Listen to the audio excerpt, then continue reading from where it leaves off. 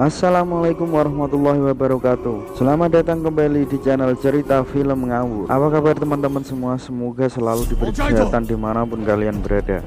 Pada kesempatan kali ini kita akan kembali membahas kelanjutan dari film yang berjudul Ironis Karate Part 2. Buat teman-teman yang belum menonton part 1, silahkan nonton part 1-nya dulu agar tidak bingung dan tambah ngawur.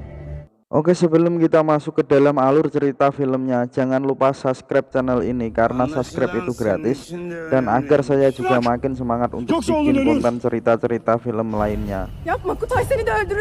Terima kasih sebelumnya, tidak perlu lama-lama lagi, mari kita sama-sama simak alur ceritanya seperti apa. Namun sebelum itu, biarkan adik-adik kita joget-joget sebentar, kita intro sebentar.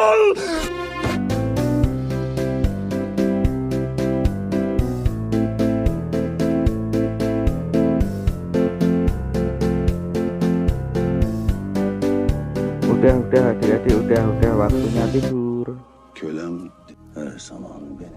Baiklah, kita mulai ceritanya. Pada film part pertama kita sudah menyaksikan di mana di saat malam pernikahan Kotai dan Maral, di situ terlihat Noyan secara diam-diam memasuki tenda perkemahan Maral dan memaksa Maral meminum racun yang telah dia berikan. Dan akhirnya Maral pun menuruti permintaan dari Noyan dan meminum racun itu. Sesaat kemudian, terlihat Kotai datang menghampiri Maral. Namun betapa terkejutnya Kotai melihat Maral dalam keadaan terbaring lemas tak bernyawa lagi.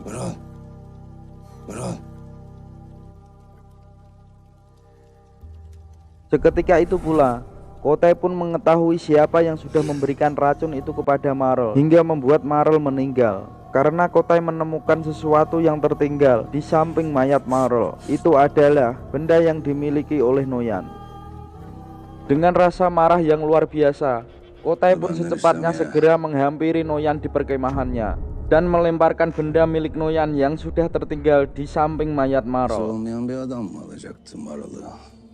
Kotai pun semakin tidak bisa menahan amarahnya kepada Noyan dan berusaha membunuh Noyan, membalaskan dendam atas kematian Maral. Duel sengit pun terjadi antara Kotai dan Noyan di dalam perkemahan Noyan. Mereka saling mengayunkan pedang mereka dan berusaha untuk saling membunuh satu sama lain. Di sini, Noyan berhasil dikalahkan oleh Kotai. Kotai berhasil melukai wajah dari Noyan dengan pisau milik dari Noyan sendiri. Namun seketika itu juga Kotai harus melarikan diri karena Noyan memanggil pasukannya dan anaknya. Scene kini berpindah di mana terlihat Kotai berhasil melarikan diri dan sudah berada di sekolahan karate. Selamünaleyküm.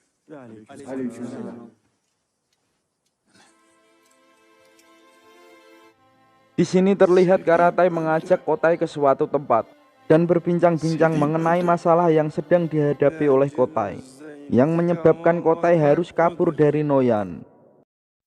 Kotai pun dengan terus terang menjelaskan dan menceritakan apa sebenarnya yang terjadi, bahwa Noyan telah membunuh istrinya yang baru dia nikahi malam itu juga. Dan di situ terlihat tiba-tiba Akhi Ifran datang menghampiri mereka.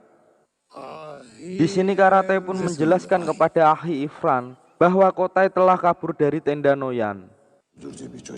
Ketika Kotai mulai memandang wajah Akhi Ifran, tiba-tiba dia teringat kenangan dari masa lalunya. Scene kini berpindah di mana terlihat Noyan sedang memerintahkan anaknya yang bernama Burka untuk mencari Kotai dimanapun dia berada dan membunuhnya.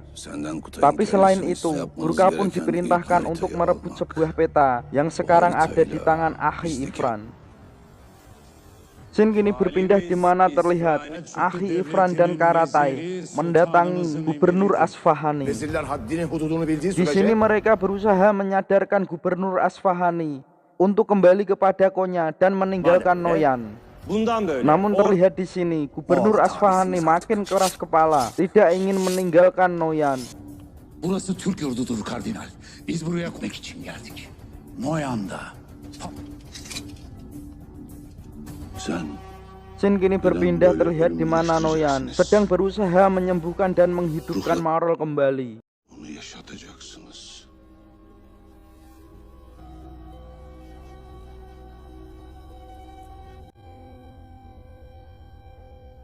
Bu harita Scene berpindah di mana terlihat Kotai dan Akhi Ifran sedang membicarakan tentang sebuah peta yang diberikan oleh Sultan Alaiddin Kaikubad kepada Akhi Ifran.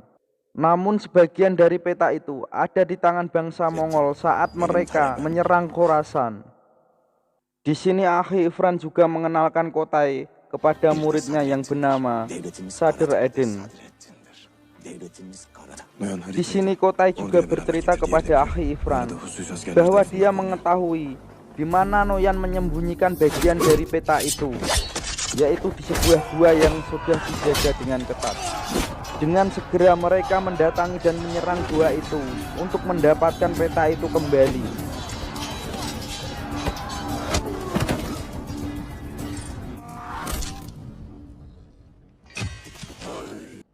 Dan akhirnya mereka pun berhasil mendapatkan peta itu. Peta yang hanya bisa dibaca oleh Akhi Ifran. Kemudian dengan cepat dan tanpa menyia-nyiakan waktu, Kotai pun segera menuju ke tempat Akhi Ifran untuk menyerahkan peta itu kepadanya. Dan akhirnya peta itu pun sampai ke tangan Akhi Ifran. Dan kemudian Akhi Ifran mengajak Kotai menuju ke ruangan rahasia untuk segera memeriksa dan menyimpan peta itu. Namun di saat itu pula terlihat di luar pasukan Mongol sudah berhasil masuk ke dalam rumah Akhi Ifran, dan pasukan Mongol sudah mulai menyerang penjaga yang berada di luar.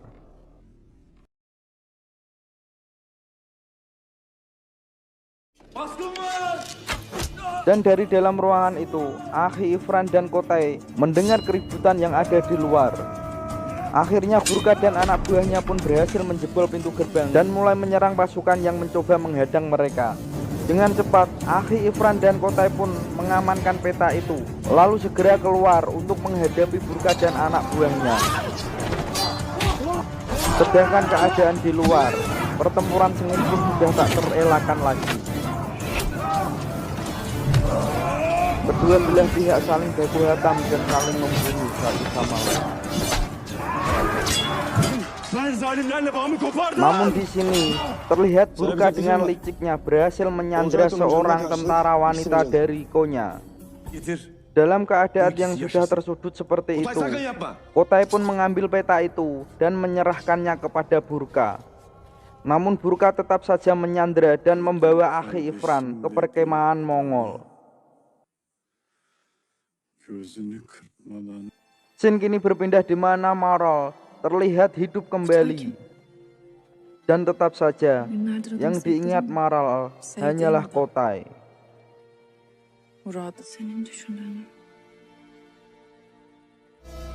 Terlihat di sini Akhi Ifran disandra dan dibawa ke perkemahan bangsa Mongol.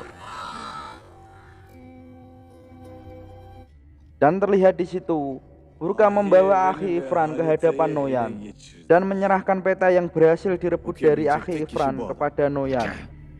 Noyan pun berencana mengeksekusi Akhi Ifran besok.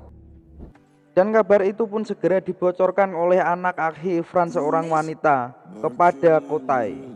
Babamı ve haritayı yarın onu idam edecekler. Türkan kızım. Kini tiba hari di mana Akhi Ifran akan segera dieksekusi. Namun sebelum sempat eksekusi itu dilakukan, tiba-tiba Olcaito datang, kemudian menyerang Burka. Sayı mı arıyorsun yoksa beni mi?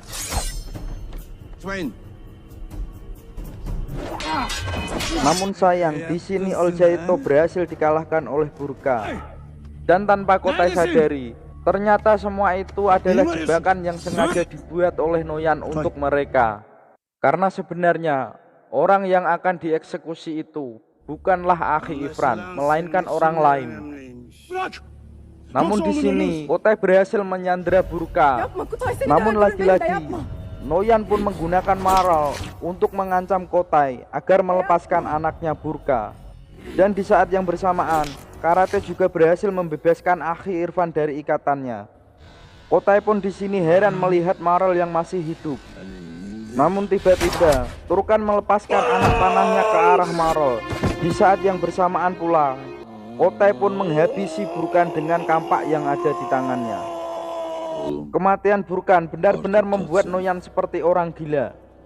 Dia pun berjanji akan membalaskan dendamnya itu kepada Kotai dan akan menyerang Konya. Noyan Konya'ya saldırmaya hazırlanıyor. Dan malam itu Karatai mengumpulkan masyarakat Konya agar mereka bersiap-siap untuk menghadapi serangan dari bangsa Mongol yang dipimpin oleh Noyan. Gün zikiri dergahta çekme günü değildir. Dan terlihat Karatai pun menemui Shadir Edin untuk memintanya agar bersiap dengan segala kemungkinan yang akan terjadi. Ahmet Yesefi nefesiyle. Dedem Korkut yüreğiyle.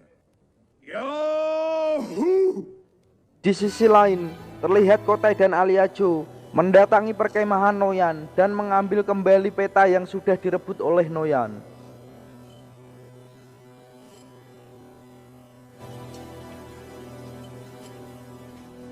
Di sini juga terlihat Turkan.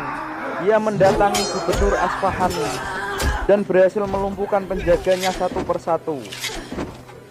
Hingga akhirnya Turkan menghabisi Gubernur Asfahani dengan pedangnya.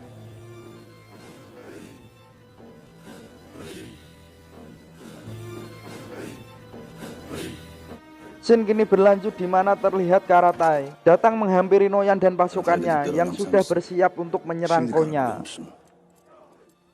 Namun dengan tegas dan berani, Karatai mengatakan kepada Noyan bahwasannya Konya tidak akan pernah bisa direbut dan diduduki olehnya. Dan seketika itu juga muncul keraguan di hati Noyan untuk melanjutkan serangannya ke Konya karena mendengar kata-kata dari Karatai dan melihat kekompakan dari masyarakat Konya. Bütün şehir ölmeye and iç. Scene berlanjut terlihat di mana Kotai sudah datang kembali dan menyerahkan peta itu kepada Akhi Ifran.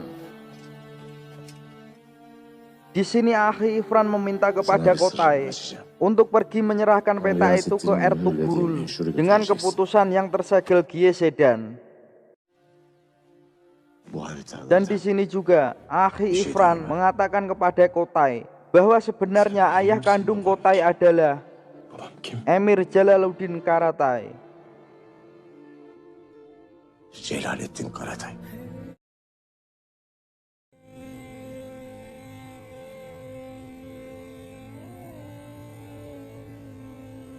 Kotai pun akhirnya segera menemui sang ayah kandung, Jalaluddin Karatai, yang sedang terlihat sibuk membangun kembali dan menata sekolahan yang sempat dibakar oleh pasukan Mongol.